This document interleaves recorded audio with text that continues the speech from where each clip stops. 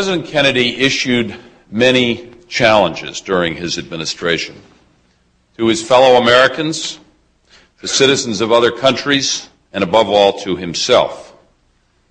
No challenge was greater during his presidency than the challenge of preventing war and brokering peace, and he spoke often about this in public. His most famous speech on this subject was delivered at American University on June 10th, 1963, against the backdrop of the Berlin crisis of 1961, the Cuban Missile Crisis of 1962, and the constant threat of nuclear war. Here is what he told the world that he meant by the pursuit of peace. I speak of peace, he said, as the necessary rational end of rational men. I'm not referring to the concept of universal peace, of which some fantasies and fanatics dream. I speak instead of a practical, attainable peace, based not on a sudden revolution in human nature, but on a gradual evolution in human institutions, on a series of concrete actions and effective agreements which are in the interest of all concerned. There is no single, simple key to this peace, no grand or magic formula. Genuine peace must be the sum of many acts, for peace is a process, a way of solving problems. I can't imagine anyone saying it better. And our speaker tonight has spent his entire career pursuing this vision of the practical, attainable peace, the kind of peace that might be reached through the process envisioned by President Kennedy, the process of solving problems, large and small, slowly and painfully, one at a time. Ambassador Dennis Ross was the point man for the elusive Middle East peace process for 12 tumultuous years during the presidencies of George H.W. Bush and Bill Clinton. And during that time, and partly because of what he did, the U.S. came closer than at any other moment in modern history to brokering a resolution of the Palestinian-Israeli conflict and bringing peace to the Middle East. I first met Dennis at a State Department meeting 12 years ago when he was briefing the senior staff, of whom I was one, about difficulties in the ongoing Middle East peace negotiations. He said he wasn't sure that they could be salvaged. 4 months later, he was orchestrating the famous 1993 agreement between Yasser Arafat and Yitzhak Rabin, presided over by Bill Clinton on the White House lawn. Very typical of his process, his peace process of up and down and up. Again and again over the next 8 years, Dennis would help rescue the Middle East peace process. And then finally, 12 days before President Clinton left office, his efforts would come tantalizingly close to reaching a final settlement. In his new book, The Missing Piece, the inside story of the fight for the Middle East peace, Dennis writes that he was inspired to enter public service by President Kennedy and that his first political experience was working in the presidential campaign of Robert Kennedy. It's hard to imagine a better example of the Kennedys' restless search for a better world than the diplomatic career of Dennis Ross. Dennis served on the National Security Council as Director of Near East Affairs in the Reagan administration, then as Director of Policy Planning for the State Department in the first Bush administration, and finally as Ambassador to the Middle East peace process for President Clinton. He was awarded the Presidential Medal for Distinguished Service by President Clinton and the State Department's highest award for diplomacy by Secretaries of State James Baker and Madeleine Albright. Dennis is the preeminent peacemaker in his generation of American government officials, and we are very fortunate to have him here tonight at the Kennedy Library. And after tonight's forum, Ambassador Ross will be pleased to sign copies of his new book, which is now on sale at the Kennedy Library bookstore. Our moderator this evening is Kevin Cullen, a distinguished international affairs reporter for the Boston Globe. An expert on peacemaking himself, Kevin has covered the conflict in Northern Ireland for more than 15 years. He was the only correspondent for an American newspaper to report on the Irish peace process full-time in the year leading up to the famous Good Friday Agreement. And in 1998, he was appointed London bureau chief for the Globe and then spent much of the next 3 years in the Balkans covering issues of war and peace in the former Yugoslavia.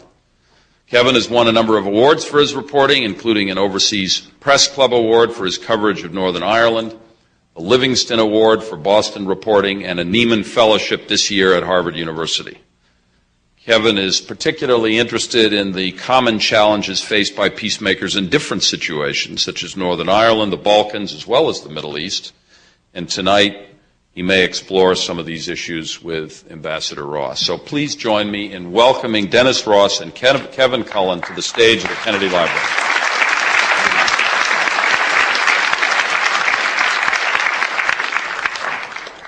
Thank you, John. Dennis, before we get into some of the more specifics, hoping you could paint a broader picture of the bigger picture. We've seen Iraqis risk their lives to vote in free elections. Egypt has promised free elections. In Lebanon, we're seeing what some people are calling a peaceful intifada, which is inspired more by Ukraine than Palestine. How do these seemingly disparate developments affect the ability to make peace in the Middle East?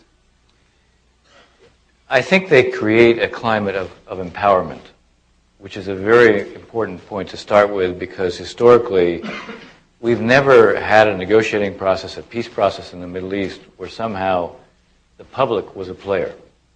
They were there as an abstraction. They were usually there cited as a constraint, but they were never there as potentially an empowered participant in some fashion. And what we're seeing right now is an indication that the publics have something to say. In the Arab world, specifically in the Arab Middle East, there isn't a single leadership that has been elected. There isn't a single leadership that feels fully legitimate. Every leadership in one form or another has ruled on the basis of coercion and intimidation and made it clear there was no basis in which to challenge, and there have been pervasive security apparatus. The mukhabarats are the most powerful and fearsome institutions and organizations that exist in most of the Arab societies. And so against that backdrop, the public had what I would describe as a subject political culture. They were there to be mobilized for the service of what the regime wanted at any given time. You never saw spontaneous demonstrations, because that would be a source of fear to a regime that didn't know where it was coming from. Now you look at Lebanon, and Lebanon represents a revolution. The Lebanese people are saying, we are not afraid. Now, for regimes that are ruled by a sense that it's fear that matters and that keeps us where we are, that has to be a very disconcerting development. So what's happening in Lebanon has applications not just for Lebanon and Syria, but I think for the broader Middle East, number one. Number two, it has to help in the Palestinian context. Because in the Palestinian context, we've had an election. And what the election represents is that there is a consensus among Palestinians to see a restoration of normal life. I mean, I actually read very closely the exit polls from Birzeit after the January 9th election. And these were exit polls that actually I think are much more representative than perhaps some others. Anyway, in these exit polls, the most striking thing is that 84% of the Palestinians who voted, not those who voted for Abu Mazen, 84% of those who voted because they wanted to see a restoration of normal life. They wanted to see good governance and an end to chaos. 81% who voted said they wanted to see a restoration of the economy and jobs again.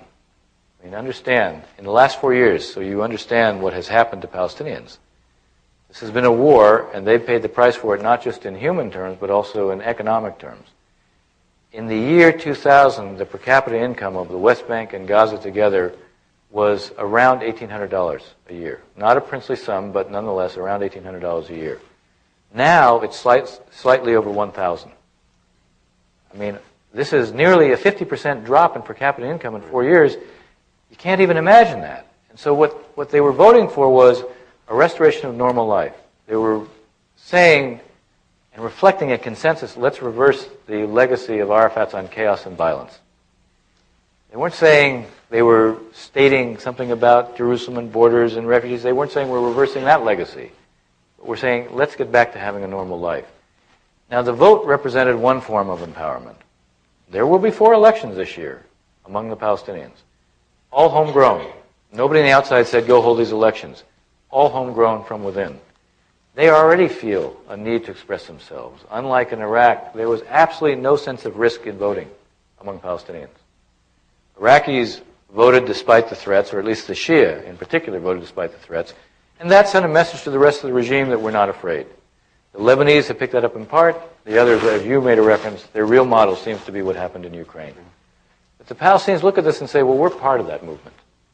And it means they will be, I think, more insistent. And it has one interesting effect in the near term. I believe that Hamas, Islamic Jihad, and the Oscar Martyrs Brigades understand very well that the consensus of the public is they want to see normality and an end to the violence.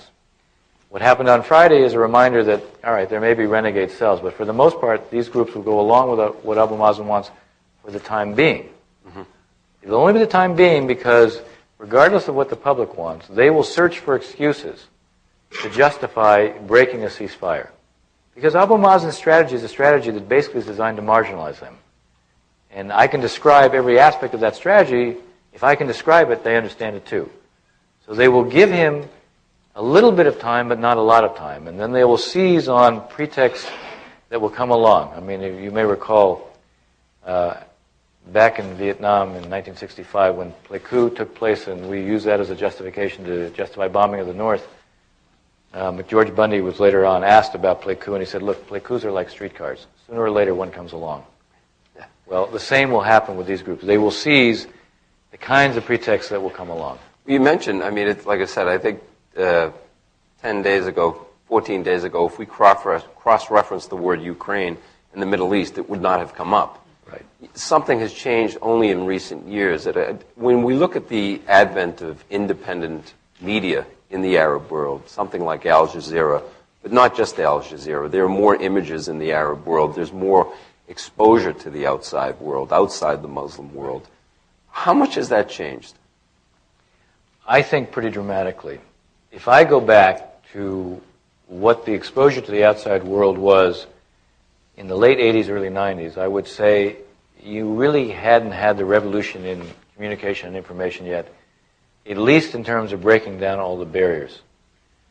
It is true that it's over the 1990s, and I think one of the better indicators of how things were changing is when I would drive into Damascus, you would suddenly see more and more of the dishes popping up. They were illegal, and yet you'd see all the high rises, and you'd see on every balcony a little dish. And if I charted that over the 90s, the transformation in terms of numbers was striking. Where from early 90s, I'd see it was if you saw one, it really stood out. And by the end of the 90s, what you saw was everybody seemed to have one. When everybody has a dish, it means, they're seeing a whole lot that they never saw before. It means the regime can't control the flow of information the way it did. What Al Jazeera did, with all of its faults, it broke a lot of the taboos. And it made, the one thing that television was like before Al Jazeera in the Arab world was, if you wanted to go see one more ceremony of somebody of a new, tractor being rolled out, or one more ceremony of people paying homage to the leader. That's what the TV was. Right. Now suddenly, Al Jazeera comes along and they create their own crossfire. And they have shows that are titillating as much as anything else. And they challenge taboos, and they challenge Arab leaders, not necessarily those in Qatar who are financing them, but every place else. Mm-hmm. And so a lot of the taboos are broken, and the access to information on the outside is actually much more pronounced than ever before. So what the regime is saying is such that it can no longer believe. Before, you may not like what they have to say, you probably have your doubts about it, but you don't have an alternative way of finding out what's going on. Mm-hmm. And suddenly you have an alternative way. It's unfortunate that George Mitchell's not here. Some of you may know that George was supposed to be here, but he fell and broke his arm and couldn't make it. I know that one thing that drove George crazy in Northern Ireland is that when in private he was banging heads, knocking heads together, trying to get a deal, those people would literally leave the negotiating room, step outside of government buildings in Belfast, and give live interviews on the 6 o'clock news, kicking the hell out of the person they were supposed to be making peace with inside. Now, that prospect, I think you said, particularly in Oslo, we learned that you can't have the negotiating environment has got to be the same as the street. Right. Al Jazeera, independent media have done all those positive things. As we enter this new phase, couldn't we see the danger or the problem that George Mitchell experienced in Northern Ireland? Well, certainly I experienced it too. And that's exactly what I experienced. I mean, whatever was being said that was conciliatory in private was never matched by what was being said in public. What was being said in public was challenging the other side, raising questions about their good faith, even when times weren't so bad. Mm-hmm. So it was a scourge of the process for us as well. But I think one of the conclusions I was drawing, and you're quite right, I feel one of the lessons to be learned from the past, and I talk about it in the lessons chapter of the book, is that you can't have one environment at the negotiating table and another environment out on the street. You can't have one environment where you're talking about objectives of reconciliation and peace and another environment where you're socializing hatred or where you're taking steps on the ground that puts the other side in the corner. I do believe a related lesson is that you really have to have conditioning for peace. You have to have a conscious effort being made to create a culture of peace, not a continuing culture of hatred and hostility. And I think one of the ground rules that has to be is if you want us to play a certain kind of role, we would create some requirements for those who are participating. The more active you want us to be or the more extensive you want us to be, especially on the affirmative status issues that get to the heart of self-definition and identity, then the more you have to be saying certain things about recognizing the importance of compromise, something that simply wasn't done. So here I think we have to recognize that so much of what goes on in these negotiations, at one level, by definition, almost has to be highly sensitive because certain issues are so explosive politically that if you're exposed prematurely, you lose your political base and you can't then act on what you want to do. And that's why in George's case or in my case, we were constantly protecting the negotiators and the leaders from premature exposure. But in the course of doing that, at least in the Middle East, we also, in my case, I felt went too far, as I look back on it, in terms of never requiring them to face up to their need to begin to adjust what they say and to begin to adjust how they talk not only about each other, but what may be required for them. That's to prepare their own constituency right. for giving it. Following up on Northern Ireland, I know it's thought of as a successful peace process, even though the political process is stagnated. Right now, they're at this point where a lot of the issues is legitimacy. The IRA, some feel, do not accept the legitimacy not only of Northern Ireland, but perhaps even the Irish Republic. The Unionists or the Democratic Unionists led by Ian Paisley, do they really accept the legitimacy of Sinn Féin and its mandate? So a lot of those, and in the same context in the Middle East, yes. Do the Arabs, does enough of the Arab world accept the legitimacy of Israel? And do enough Israelis accept the legitimacy of the Palestinian aspirations to really get a deal done?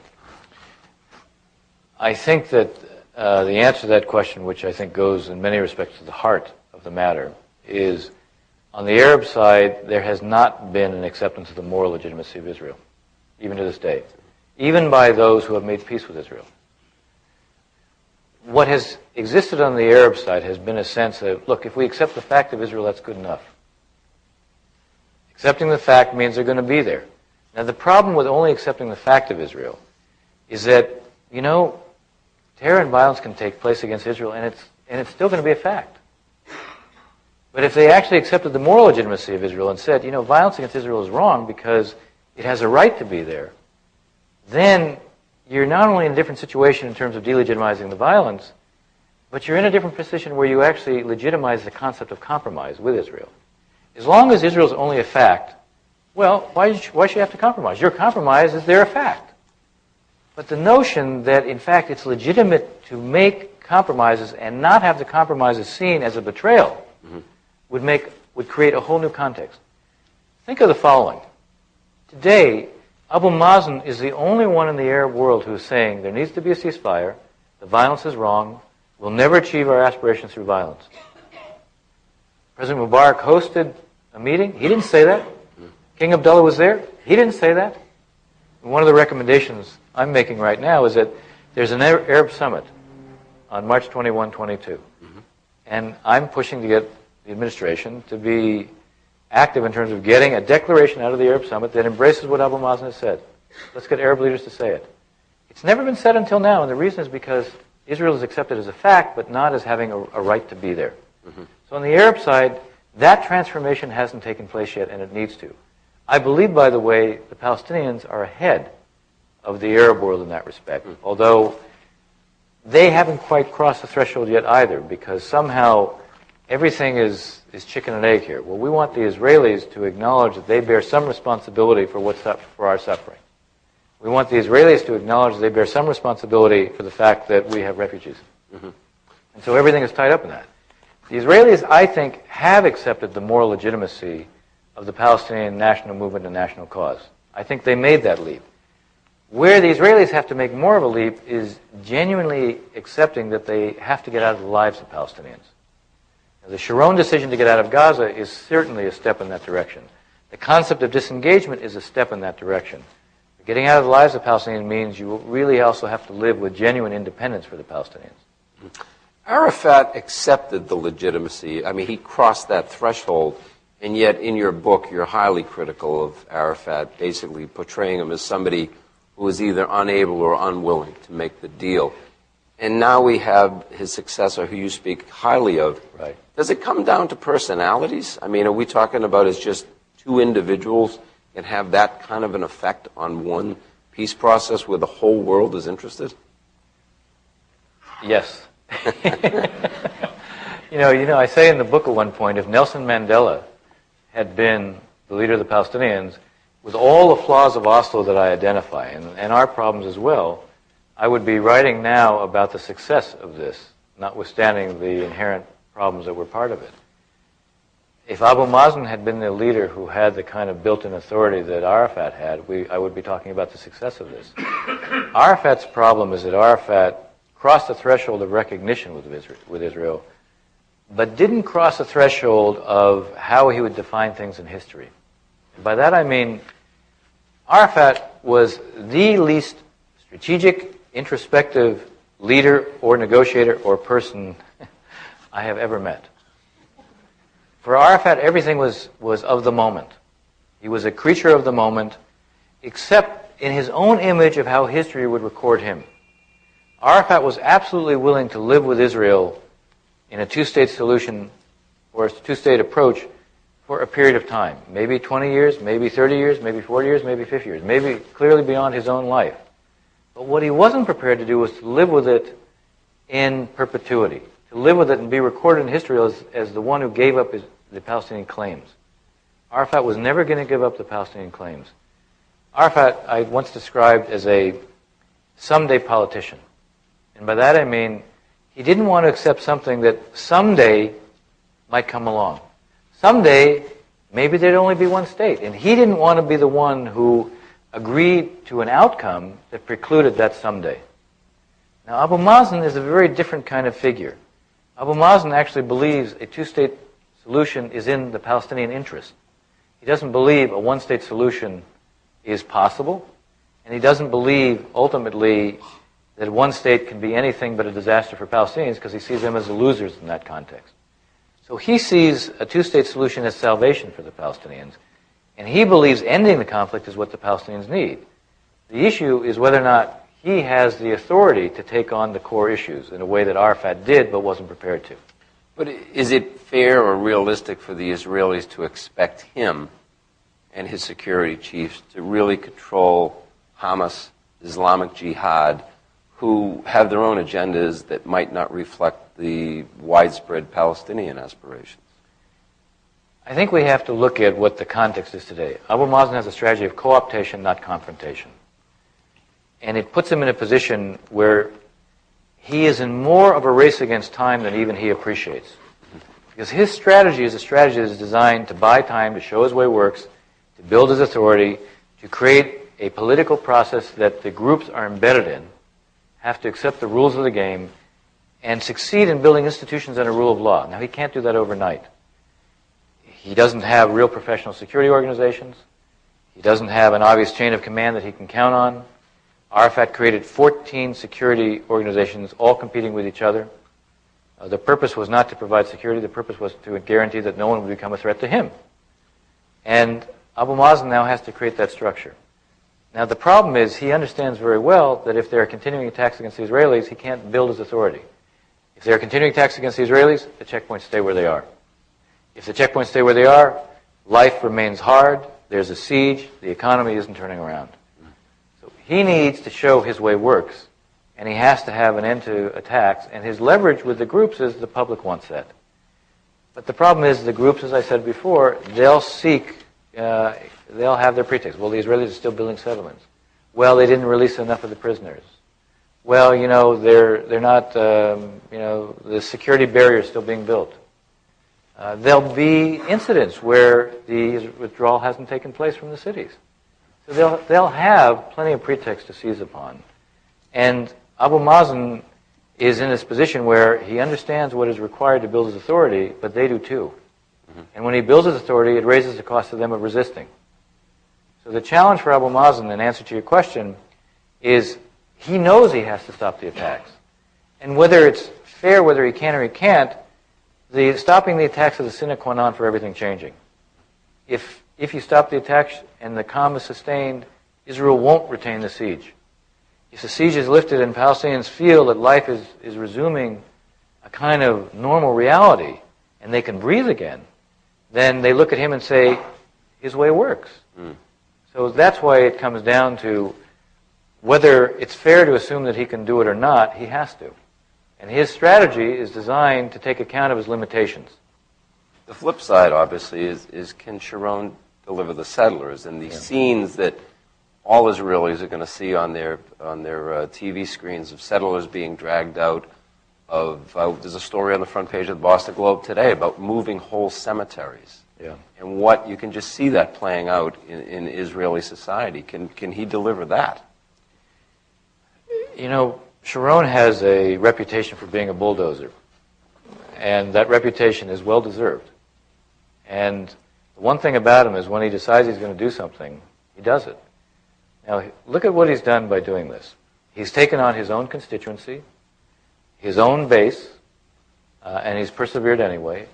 He lost his government as it existed, but he was able to bring labor in, so he has a national unity government. He depends upon them. Without them, he has no government.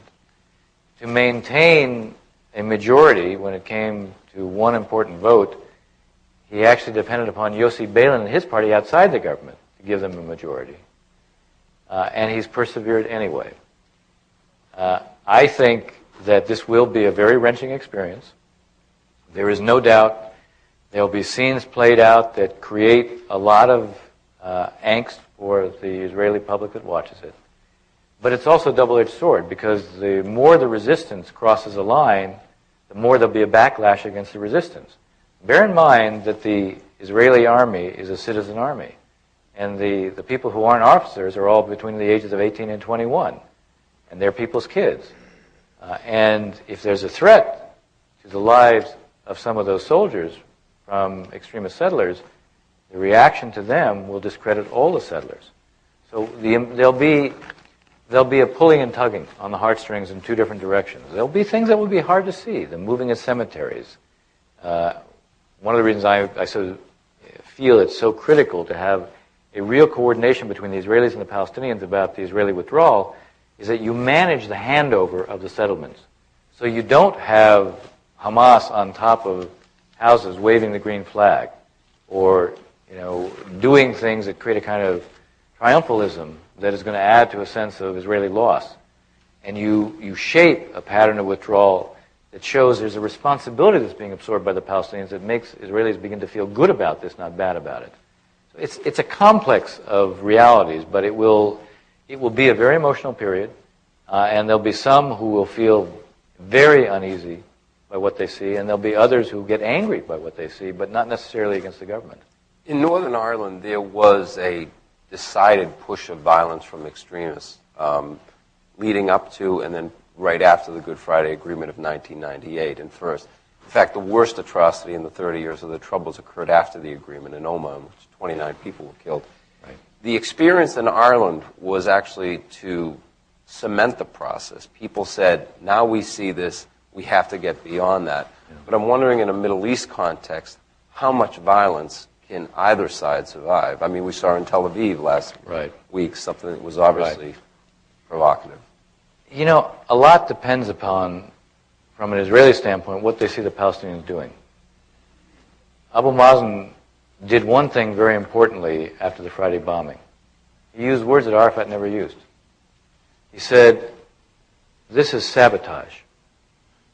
This is sabotage of the Palestinian national interest and the Palestinian national cause. Arafat never used those words. Now, that itself is very useful from an Israeli standpoint because it makes it clear you're trying to delegitimize these kinds of acts, something Arafat didn't do. Arafat would issue ritualistic condemnations. I want to see civilians on both sides not attacked.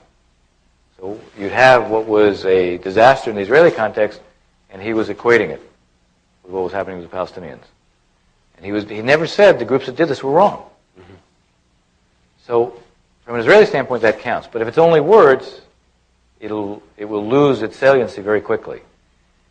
Israelis will have to see that the Palestinians are making an effort to stop these things. That it's not just a case of words, but there's also a case of, you actually go and you make arrests, or you actually go and you try to disrupt operations. That if the Israelis are giving you some information, you act on it. There were periods in the past where the security cooperation was quite good. People tend to forget that from January of 1999 until the beginning of the Intifada, the end of September 2000, 20 months, one Israeli died from an act of terror. Never had a period like that in Israel's history. Now, that wasn't because the Israelis were stopping it. It's because you had Palestinian security organizations that were preventing it. And there was also a message from them. You act, and we come down on you like a ton of bricks. Now, the question is, Abu Mazen did one thing after the first violation of the ceasefire, which was the barrage of mortars in Gaza. And he didn't go after the groups that did it, but he fired the security people responsible for not stopping it, which, by the way, had a dual benefit for him. One, the security organizations are among the most corrupt. And one of the things he has to show as he competes with Hamas, and as he builds his own stock, is that he won't tolerate the corruption. So that firing had a benefit of showing the Israelis he meant business. It had the benefit of showing the Palestinian security organizations there was a consequence. And it also had a benefit for the Palestinian public in terms of saying, well, he'll act against those who are most corrupt. Mm. Obviously, you know better than most that the dispute between Israelis and Palestinians involves a relatively small amount of land, and yet it's played out on an international stage. True. I was hoping you could explain for the audience that, obviously most of Europe still violently or dramatically opposed to the war in Iraq, and yet you see France and America standing side by side and demanding that the Syrians pull their troops out of Lebanon. Explain, if you can, the difference, why Europeans and Americans seem to approach the Israeli-Palestinian conflict from opposing camps, and how you bridge that gap, because obviously, unless Europe and the United States are working together, this probably won't get done. I think there's a fundamental point of departure between the Europeans generally, not all. I mean, there are some distinctions here, but because the EU makes decisions on a consensus basis, the lowest common denominator determines what the policy is ultimately going to be. And the difference is fundamentally this. In the European case, because of their history of being colonizers there's a sense of guilt, number one. Number two, there was a kind of fascination with national liberation leaders, partly as a function of the guilt of having been colonizers. In the case of Yasser Arafat, there was a kind of mystery about him that made him, one of the leading national liberation figures anywhere, and he became, someone with enormous standing in Europe. The Europeans see the Palestinians as victims, and they see the Israeli occupation as the source of the victimization, the suffering, and therefore the violence. And so everything is read through the lens of the occupation and victimhood. We tend to look at it not that the Palestinians aren't victims, they are, but we try to look at why they might be victims.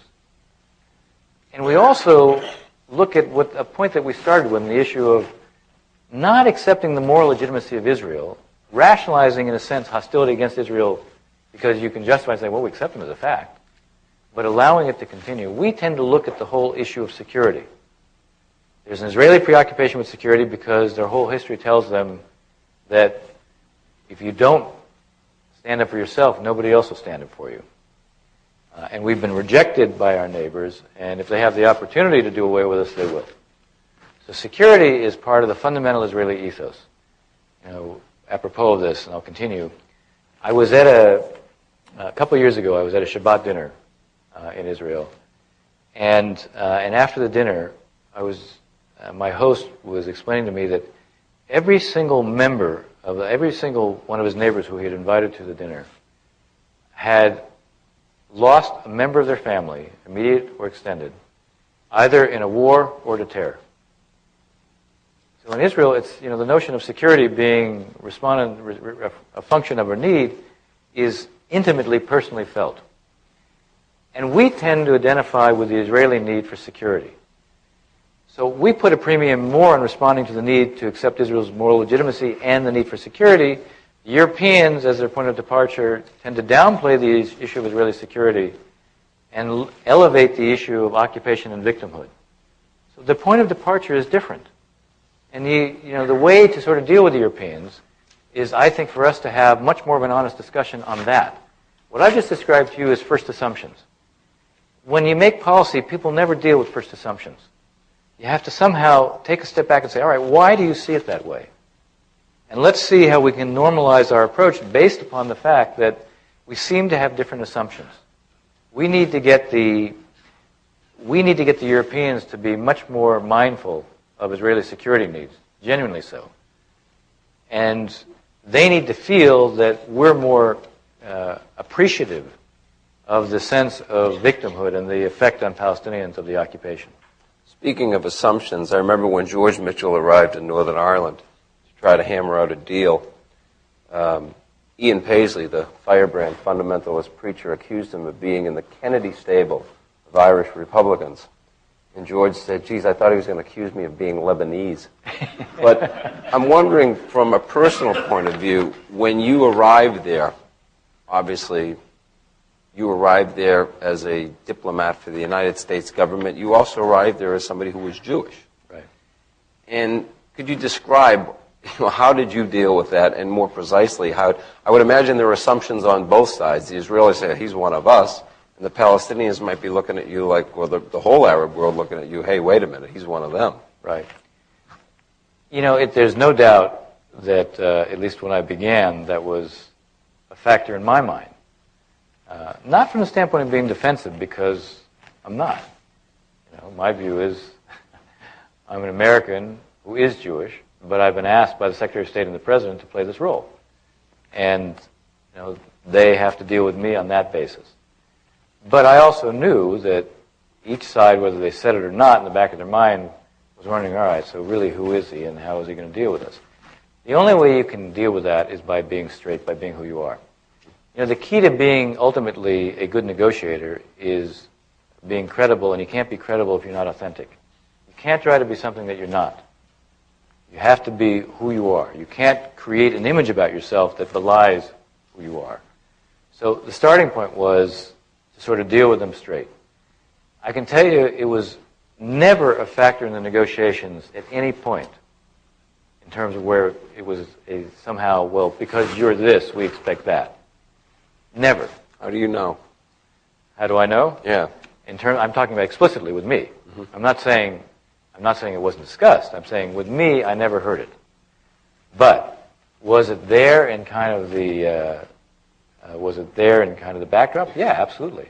And the proof of it was what I would see in the Arab press, and sometimes in the Palestinian press, which at that time was not free, and not that in the Arab world you have a free press right now. Palestinian press is a little different. It has truly evolved.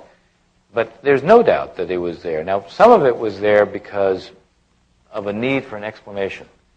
At times when when they felt I was being too tough on them, they had to look like they were struggling. And this was especially true of Arafat. Arafat defined himself as a struggler for the Palestinians. He saw his credibility and charisma as being a function of, I'm the one guy who will stand up and struggle for you. So whenever we were doing anything, and then whenever we were getting closer to an agreement, that would be when I would see the most about me. And, well, you know why he's so tough on us.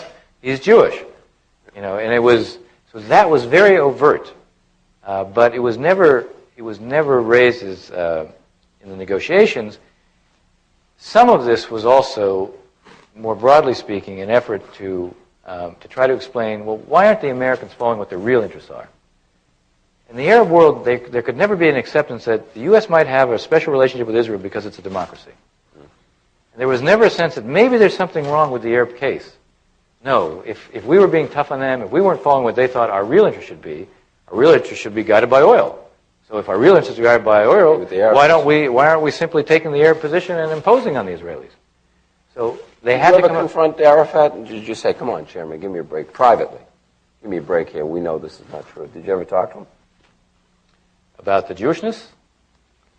The reason I'm laughing is, any time this subject was come up, it didn't quite come up the way you described. We had plenty of tough meetings.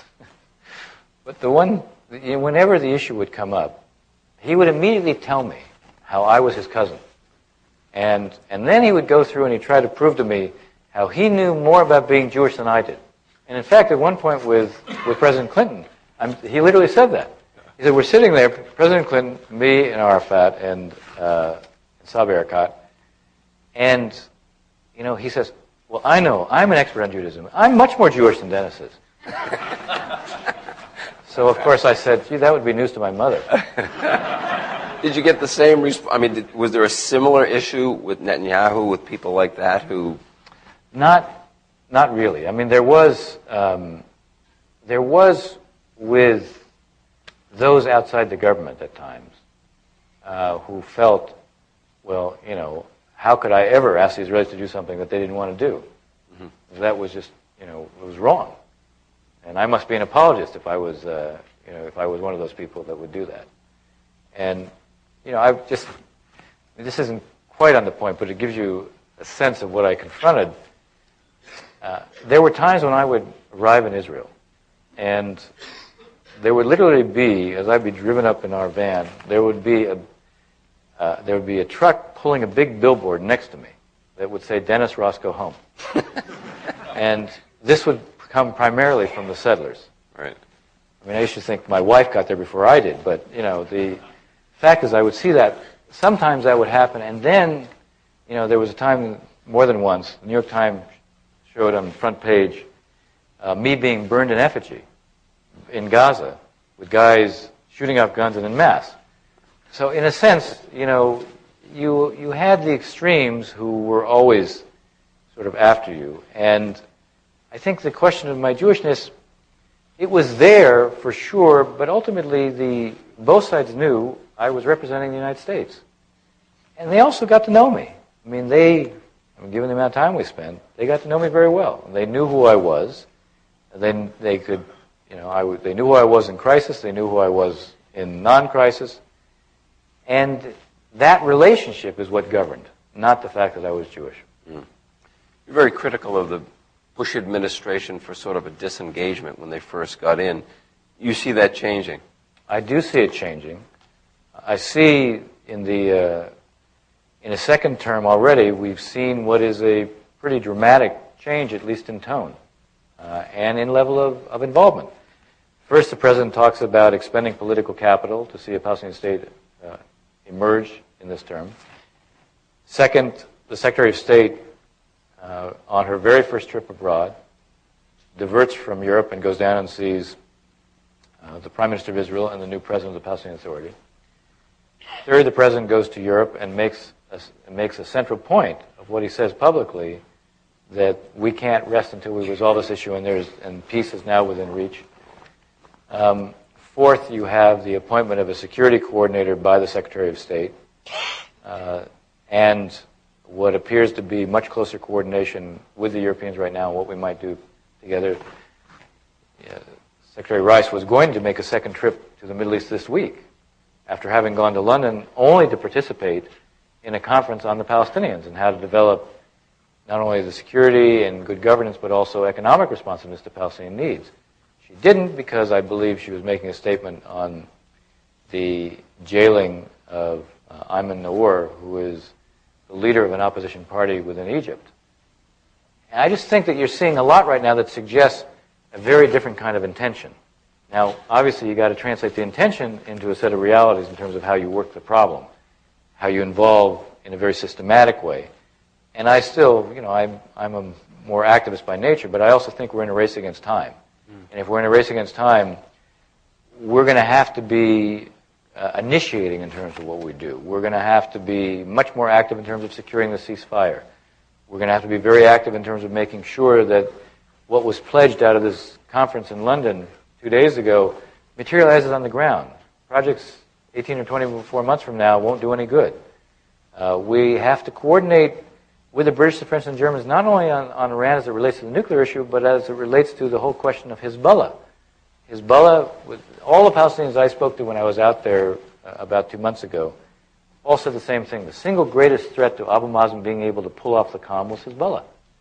And they even said the single greatest threat to him personally was coming from Iran and Hezbollah, which was also working with Hamas, Islamic Jihad, and the Oscar Mars brigades.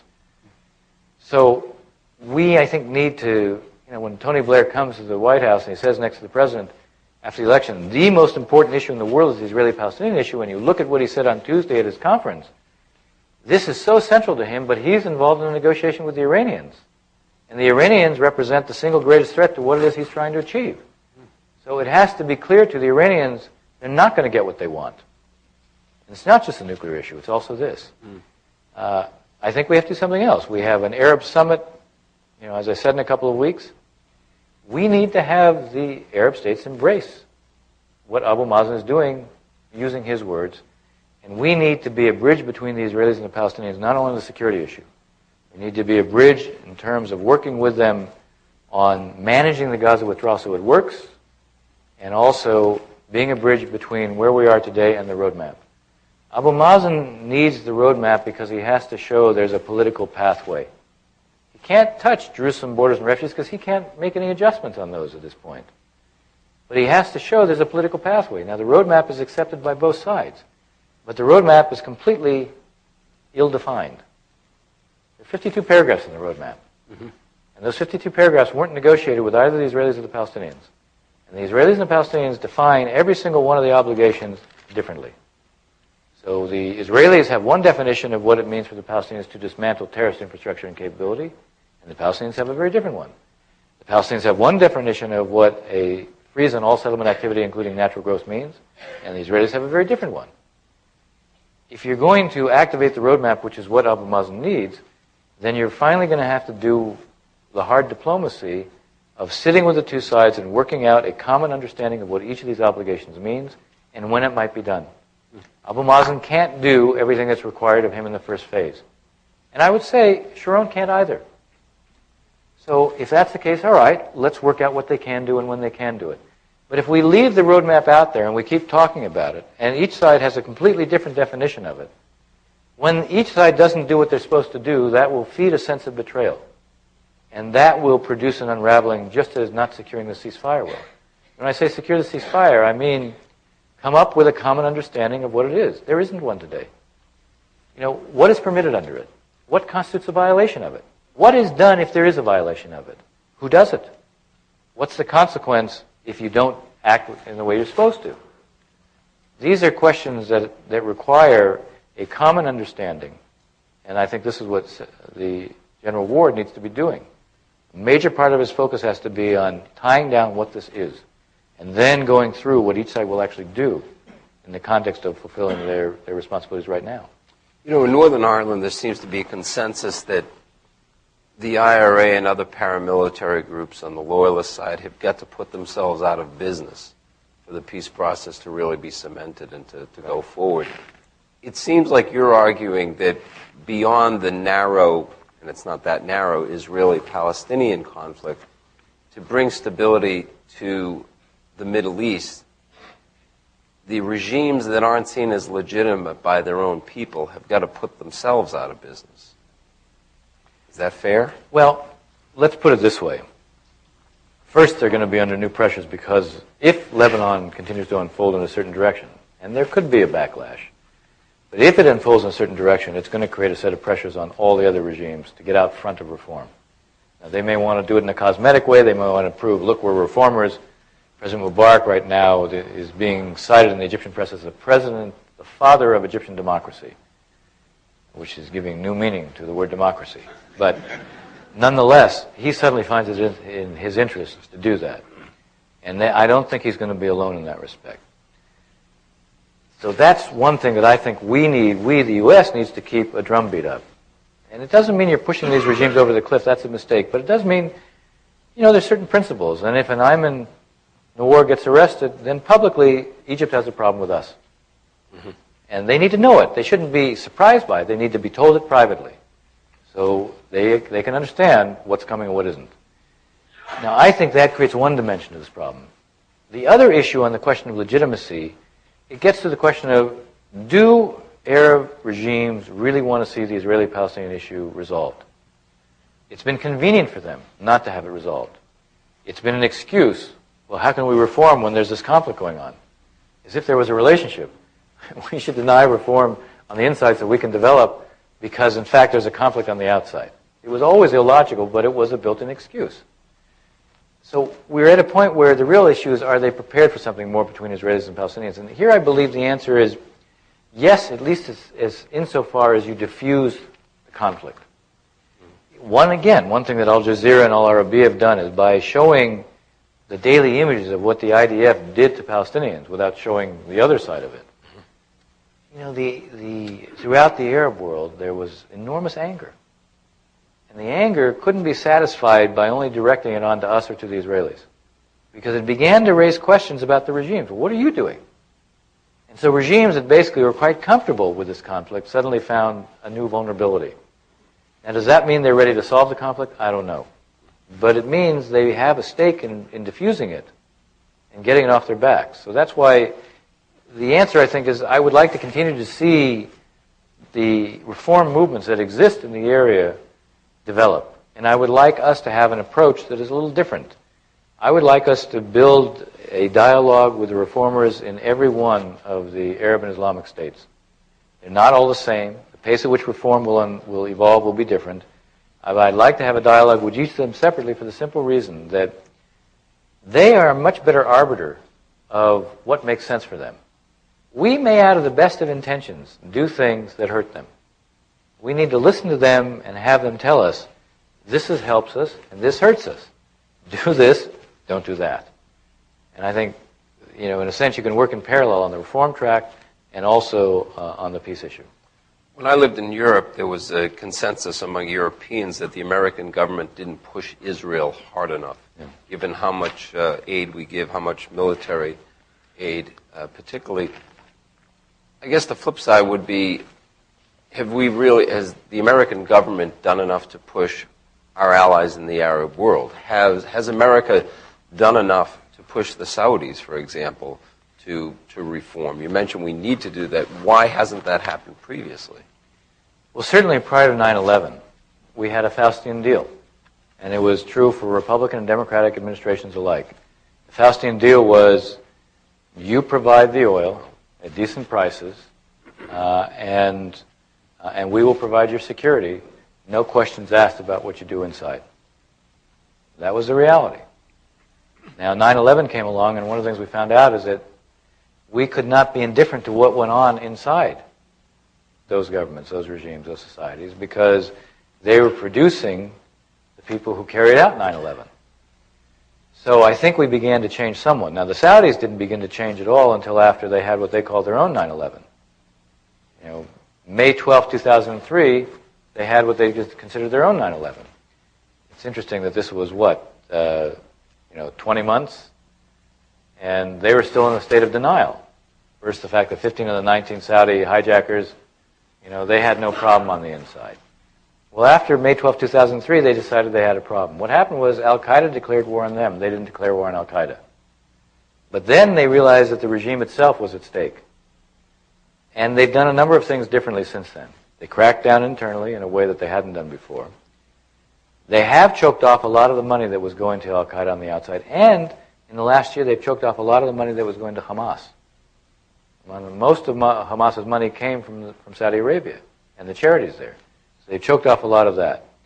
Now they've done some changes in terms of their educational curriculum. The madrasas are still being funded. That has not stopped, and it needs to stop. And that needs to be a centerpiece for us. Because as long as you're funding the schools that teach hatred and that the world is divided into the infidels and the non-believers versus the believers, then you create a context where attacking us or others is legitimate. The other thing is, they have to delegitimize terror. They will talk about terror in the Saudi context, or maybe against us. But this gets back also to the issue of bombs, suicide bombs in Israel. As long as a suicide bombing is legitimate any place as a tool for a cause, well, then it's legitimate for your cause too. So as long as that goes on, then it means anybody can employ it. And one of the things that has to happen is it has to be delegitimized. It's never acceptable. It's against anybody. It's never acceptable. So I think we, with the Saudis, can do more in that regard. Certainly, if you had somebody from the administration, they would say the Saudis are much more responsive than they were. Cutting off the money flows, I think what they do internally, probably sharing intelligence as well, better than they were. But there's still more that they will need to do. And I think on the issue of reform, there's something very interesting going on in Saudi Arabia as well. And again, Lebanon is going to give that a push. In the last 2 years, I would say there has been an interesting debate within the Saudi royal family between those who think, look, we can't keep everything to ourselves. We're going to have to expand inclusion. We should do it gradually. We should do it carefully, but we have to do it. And the other part of the family that says, open the door a crack and it'll be pushed through a mile and we'll lose power. We have a stake in that debate. We have a stake in who wins that debate. Now, Crown Prince Abdullah is someone who clearly comes down on the cautious side of reform. And he's clearly behind the municipal elections, for these municipal councils. And we have to put these municipal council elections in perspective. The way they work, half of those on the council will be elected and the other half appointed, and the mayor will have a swing vote. And he, of course, is appointed. So before we start doing handstands about how revolutionary this is, we should recognize that the rules of the game are being structured to ensure that the royal family maintains all of the instruments of power. But it is interesting that there was a kind of electricity associated with campaigning for the first time. Mm-hmm. And once again, it's part of this revolution in information. When you see that this is done, when you see it's okay to be out there and campaigning, it begins to say the old ways of doing things are not acceptable. So here again, we should be pushing on this, the pace of the elections, how to give the municipal councils more of a role. Right now, it's not clear that they have any real power over anything that matters, like, for example, money in the municipalities. But maybe one of the things that has to happen is find ways to begin to empower the municipal councils.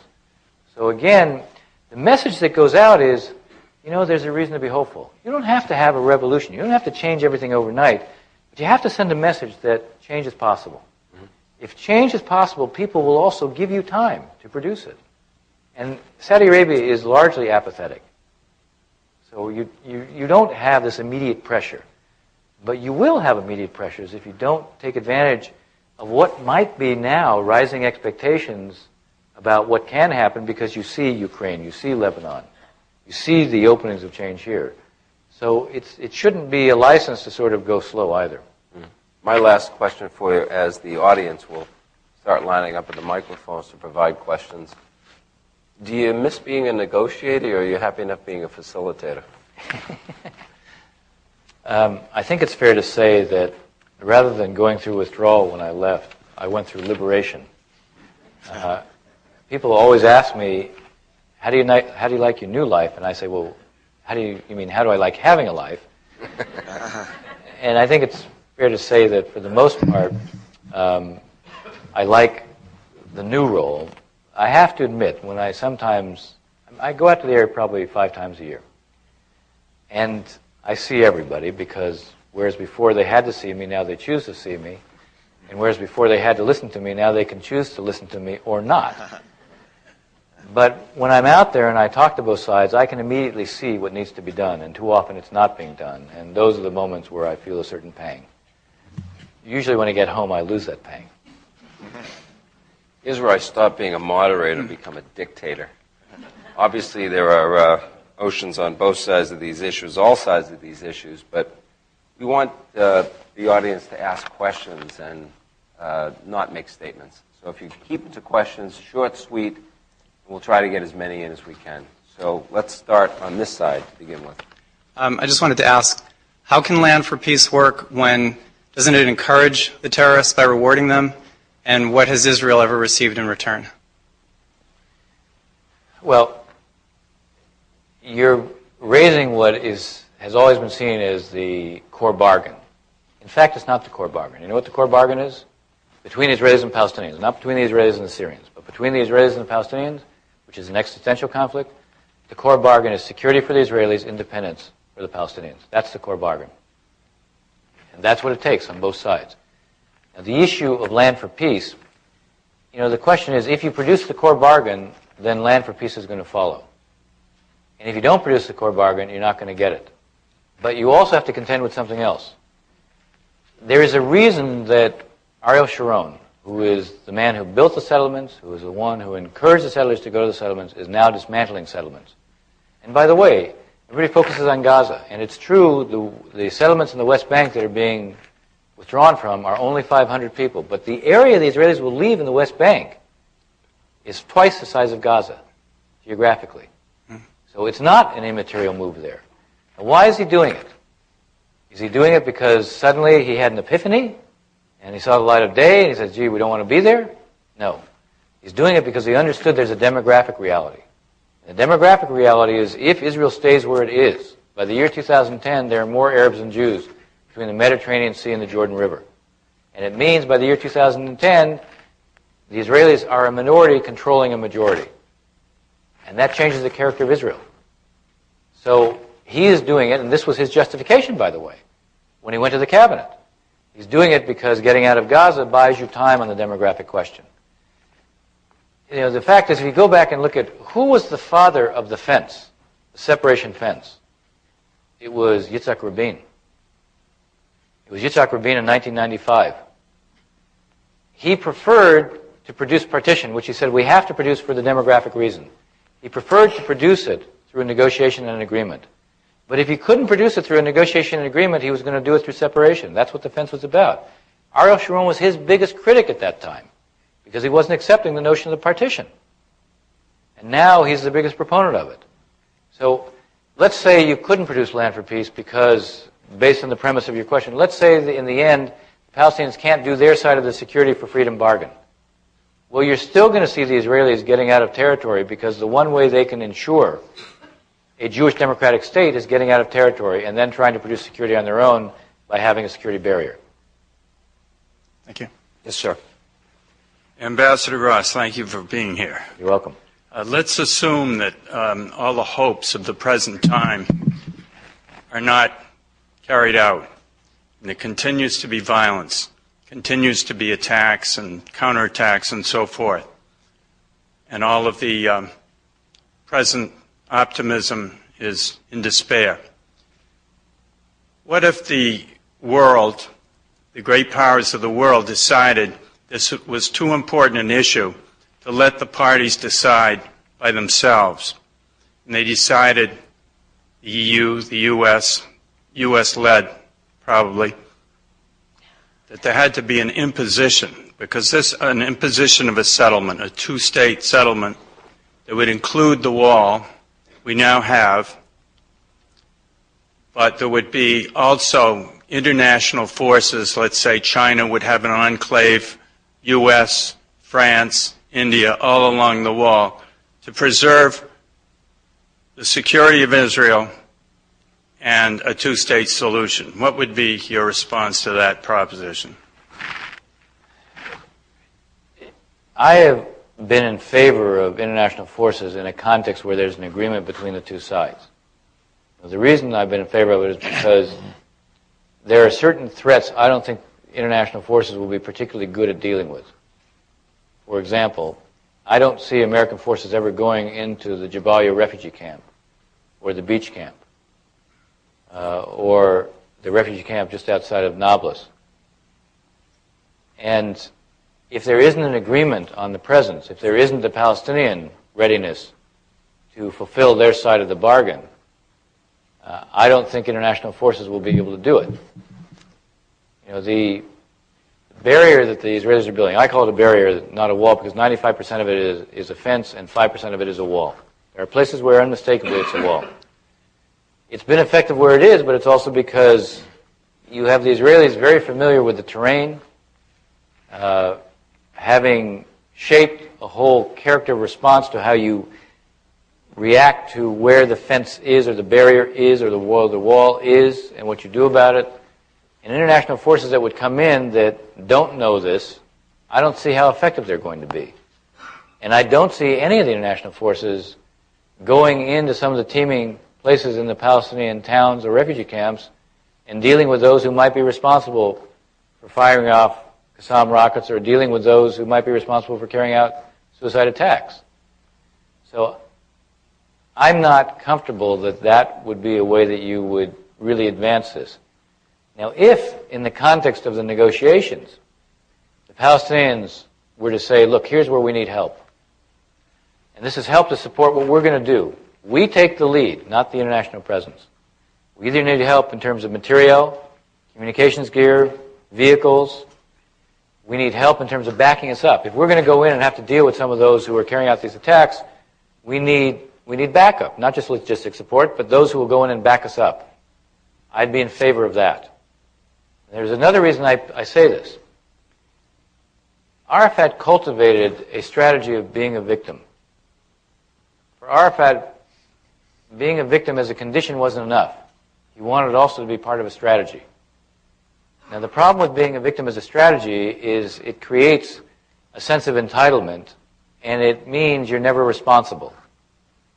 And it means you always sit back waiting for others to do it. I'm afraid that you perpetuate that psychology if suddenly you have others come in and fulfill the responsibilities that the Palestinians should be fulfilling. So I don't want the Palestinians to think that they don't have responsibilities to be fulfilled. If they need help to fulfill those responsibilities in a very concrete, practical sense, I'm in favor of providing it. But I want to see the Palestinians, in the first instance, recognizing they have to step up to the plate. One of the reasons I'm encouraged about the present moment is because I know what's driving the Palestinians is largely the reform movement. And one of the things the reformers are saying is we have to be accountable. We've never had a leadership that is accountable. It can do anything, fail at anything, and there's never a price for it. And it's important that that psychology that is homegrown is allowed to be nurtured and developed. Sure. I wonder if you could take a look at Iraq for a moment. The insurgency has held off our forces for a period of almost 2 years now. Right. In order to do that, it would require a vast amount of supplies, armaments, and hundreds of millions of dollars. It's not something that's easily raised by a bunch of scattered militia. Do you have any idea where that type of support is coming from? Well, I think, first of all, the amount of armaments that were in Iraq were probably enough to pretty closely sink the country. And this was something that Saddam Hussein built up over time, no question about that. And, there's no question that in the immediate aftermath of his falling, it wasn't just the looting that was taking place. It was, I think, squirreling away of a lot of this material all around the country. So part of it is certainly homegrown that way. Some of it, I think, probably was coming in from Syria, and probably still is, but may now be reduced because the Syrians are feeling vulnerable. Certainly some of the funding was coming in from the outside. But also you have to understand, every insurgency is sustained either by a population that supports it or a population that acquiesces in it. And this has been principally a Sunni insurgency. And they didn't feel much of a stake. They didn't feel much of a stake in the elections because they saw the elections as legalizing Shia dominance for the first time in the history of Iraq. So the question is now, can you change the calculus? Can you change the dynamic? I've been a big proponent of enshrining the principle of federalism with local autonomy in the Constitution. I say make a virtue of necessity. You're going to get regional autonomy in the north with the Kurds as at a bare minimum. And if it's good for the Kurds, let the Sunnis know they will have it too. You can have a federal system. And in such a circumstance, what you're going to get from the Sunnis is the potential to divide the Sunnis between those who will never be reconciled and who have to be defeated. Pure and simple, they have to be defeated. And those who, in fact, are ready to be a part of Iraq, but they want to know that they have something to gain and not all to lose. So I think that might make a difference. I think that we're at a point where there's much more of a potential for that now. But I also think we should understand there shouldn't be any illusions of what we're going to get in Iraq. It's very interesting. I mean, the Prime Minister-to-be, Ibrahim Jafari, is from the Dawa Party. He's not secular. I can promise you, he and the Dawa Party will never be hostile to Iran. Doesn't mean they'll be hostile to us, but they will never be hostile to Iran. They won't allow the Iranians to turn them into a tool. And they'll be mindful, and the Iranians could easily overplay their hands and produce a backlash within Iraq. But we're not going to see an Iraqi government that emerges that is hostile to the Iranians. And we need to get used to that pretty soon, number one. Number two, the real key to success now is the Iraqi Shia recognizing that finally now being recognized in a way that will give them the politically dominant role in the country. They have to decide, what do they want? Do they want a country that is whole or fragmented? They're going to have to reach out. I don't object to the idea of reaching out and also showing the consequences of not responding, because the Sunnis need to see it both ways, what they gain but also what they lose by not responding. But you're going to have to make a pretty strong case as to what's in it for the Sunnis. Because right now, for the most part, they don't see it. And you won't change the dynamic in Iraq until they do. Yes, sir. Yeah, I was just wondering if you had any tips on how we can negotiate with others in our daily lives. The Oprah magazine asked me at one point, did I bring my tools of the trade home and how did I apply them in my household? That's what I was asking. Well, in my own household, I said, very simple. When it comes to my wife, I engage in preemptive surrender. Now, that, of course, was a product of years not being home where I had no choice. I'll tell you what's, not being facetious, I'll tell you what is probably more important than anything else to be an effective negotiator. It is being a good listener. The reason that counts as a negotiator is because in negotiations on big issues, nobody ever gives them away. They test. They want to see what the nature of a reaction would be without revealing themselves. And so what they offer are hints at something. And you have to be a very good listener to pick up the hints. But there's obviously a value beyond that in being a good listener. It means you respect the person you're with. It means you demonstrate you respect the person you're with. And I would say that, as a negotiator, it's important to have things like empathy and understanding that empathy is not an act of self-sacrifice. If you want someone to give up something really important to them, you have to prove to them you understand why it's so important to them. But I still think everything sort of starts from the point of being a good listener. Because if you're a good listener, you're also trying to understand. Trying to understand why they come, where they come from. Not just how they have a certain position, but why they have a certain position. And people will respond to you if you unmistakably show that you're prepared to be a good listener. Now, being a good listener also means that you have to know how to ask questions. You should ask questions that are important questions, genuine questions, that show a level of interest. And now I'm beginning to transform myself from coming here to the Kennedy School to being ready to go on the radio and be the new Fraser Crane. So I think I'll stop there. Yes, sir. You used the rather ghastly metaphor for Sharon as a bulldozer, which is literally true as well as figuratively true. B'Tselem, the Israeli Human Rights Organization, has documented 4,200 cases in the last 4 years alone in which Israel has bulldozed Palestinian homes. It was also a Sharon bulldozer that killed Rachel Corrie, the American volunteer for International Solidarity Movement. And in many other instances, the normalcy in Palestinian life has been destroyed by Israeli violence, sponsored and funded by the United States. Like many Israeli apologists posing as peace negotiators, you have often put the principal burden on Arabs and Palestinians to stop the violence. But if you're going to demand that Palestinians or Arabs stop the violence, shouldn't we also demand that Israel and the United States stop their own violence, which has been the principal instrument of their foreign policy in the Middle East for many years? I'll put you down as undecided on this one. Look, the fact is the violence has to stop on both sides. That's true. What I object to, what I frequently hear is, if there wasn't occupation, there wouldn't be violence. Exactly. Well, I urge you to read my book, and I'll tell you why. Because in the year 2000, we could have ended the occupation. We could have ended the occupation. But what we offered wasn't accepted. No, you're laughing because you don't know the details of what we offered. There's a mythology about what we offered. There is a mythology, but you need to know the facts of what we offered. You do. You need to know the facts. And the fact of what we offered would have ended the occupation. The mythology that we offered a series of Bantustans is simply untrue. The mythology that the land was going to be divided up and the settlements were going to remain dividing it up and the roads were going to divide up and there was no independent border is absolutely untrue.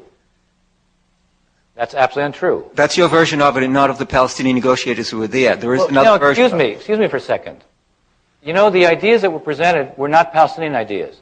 If they were, they would be right to say that my interpretation was something they disagree with.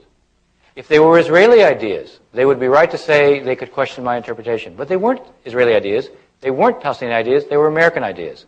And I drafted them, so I know what they were. You weren't there. I was there. In the book, I actually lay out precisely what they were so you could read them. They're there for everybody to see. I put a map in the book that compares what it is we offered to what Arafat said he was offered. You can draw your own conclusions. This is, I don't object, and I would not have objected to Arafat turning it down. I wouldn't have liked it, turning down what we offered, if he'd been honest about it. What did Arafat say? Arafat said, I was offered Bantustans. I was offered territories unconnected.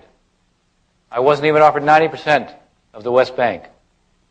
I wasn't offered East Jerusalem. What was he offered? 100% of Gaza. 97%. Well, you can laugh. But you should, I don't know why. Here's the point. The point is the following. We can disagree on whether the Palestinians should have accepted what they were offered. We can disagree on that. And I would have respected Arafat if he'd come back and said, you know what? I can't accept surrendering any of the territory. I can't accept giving up 3%. I can't accept the fact that I don't get all of East Jerusalem. I get only Arab East Jerusalem. I can't accept the fact that the Israelis will retain sovereignty over the Western Wall. I have to have sovereignty over not only the Haram, but I have to have sovereignty over anything that would touch what the Israelis think is theirs in East Jerusalem. I can't accept the fact that there's an international presence that is designed to be a substitute for my having my own army. And I can't accept the fact that we don't have a right of return to Israel. At least that would have been honest. But that's not what he said. This is an area of the world where all sides tend to embrace their mythologies and never want to give them up. And the way you're going to make peace is by giving up the mythologies and adjusting to reality. That's what it's going to take. So, in the end, if the position that you have is what I just described, I would respect your position. I might disagree with it, but I would respect it because it's honest. But if the position is to repeat untruths, then I have a hard time respecting that. Yes, sir. Well, there are a lot of untruths Well, we want to get presented by you tonight about the Arabs and about the conflict. Yes, sir. Your assessment of Arafat as a tactician rather than a strategist perhaps overlooks the fact that he knew there was not going to be a second act. that if he gave up anything significant that would mitigate his position and power as leader of the old PLO and whatever it is today, he didn't have a future? You know, it's possible. I'm not sure that's really what motivated him. I think that Arafat, first of all, did Oslo as a transaction, not as a transformation. He was at a low ebb in terms of his power. He made the wrong decision by supporting Saddam Hussein in the first Gulf War. He lost his financial base as a result of it. He was being challenged within the PLO at the time. And his salvation to get back in the center of the world was Oslo. So here's a transaction that served his interests. In the nature of the Oslo process, he never had to confront any of the core issues before we got to permanent status. Now, that was a result of agreeing to, frankly, what Rabin wanted. You can question whether or not that made sense or didn't make sense. But this was Rabin's measure or standard for what would represent seriousness on the Palestinian side, and Arafat accepted it. And in the end, I think it was easier for Arafat to accept it because it didn't require him to deal with any of the core issues either. He didn't have to think about it. I can tell you nobody around him ever knew what his real positions were on these. Arafat wouldn't reveal it. Partly it was tactic, because by not revealing it, and he was the least communicative negotiator you would ever be around, and the value of not communicating anything meant that, in fact, you were in a position where to draw anything out of him, you were always drawing closer to him. You were always giving him something. So it was a good tactic. But it also kept all of his negotiators in the dark. And they were always looking over their shoulders to see, you know, is my competitor whispering in his ear saying I'm betraying by giving up too much? So it was, again, an approach. But it was also partly who he was. To be introspective meant that he had to himself decide and make choices. And Arafat was not a decision maker. He was a decision avoider. You know, he built his own set of mythologies over the years. If you go back and you look at the PLO, from 1965 on, they began to take credit for every operation that was launched in Israel. Every terrorist act that was in Israel, they were responsible for. It was part of their way of in a sense, it was Fatah actually who began it in January 1, 1965. And it was partly their approach to trying to separate themselves and create a singularity. One of the interesting things about Arafat, Arab nationalism was basically an umbrella that meant pan-Arabism. And it meant, you know, you wouldn't have a particularity to individual nationalism. It was Arab nationalism.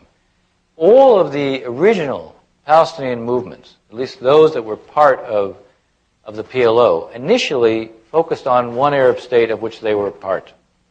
The only organization that was geared towards a Palestinian nationalism was actually Arafat's. So he was very good in terms of building a tactical approach to things and building a focus on them. But he came to believe a lot of his own mythologies. They used to issue communiques taking credit for doing something in Israel. It reached absurd lengths. When Levi Eshkol died as a prime minister, they took credit for it. When Moshe Dayan had an accident in an archaeological dig, they took credit for it. And in a sense, they came to believe their own mythologies about who they were. Everything was an exaggeration. And for Arafat, who had to maneuver between different Palestinian groups that tried to control him or kill him, different Arab leaders who tried to control him or kill him, maneuver became the way he operated. So you didn't make choices, you maneuvered. You didn't want to bring on or create enemies because that might be very costly to you. It became a way of life for him. And I think not confronting hard choices or big questions also became a way of life for him. Ma'am, last question. Dennis, got to make a claim. Your repeated references to the need of Palestinians and other Arabs to accept the moral legitimacy of Israel feels more complicated to me than you presented it, and I think it's the chicken and egg problem. I was in a Jewish-Palestinian dialogue. Ma'am, I'm sorry. We need a question. We got to get well, to the airport. My question is, for Palestinians, they paid a horrible price for what to us Jews was a morally legitimate and extraordinarily important movement. But from their perspective, and I've heard people say it, they're acknowledging the moral legitimacy of Israel at this point would acknowledge that what was done to them was okay, and of course from their perspective it isn't. So I'm just saying it feels more complicated to me than it seems as if you presented it. I said when I was talking about it, I treated the Palestinians a little differently than the Arabs on this. First, because I think the Palestinians have made more of an effort. Secondly, because it is more complicated Harder for them. for them. That's what I said. It is. But I want Arab states to help create an umbrella of legitimacy for what the Palestinians themselves, I think, want to do. I think the Palestinians are ahead of the Arab world in this respect. Thanks, Dennis. John, why don't you come up and close it? Thank you, sir. Very good.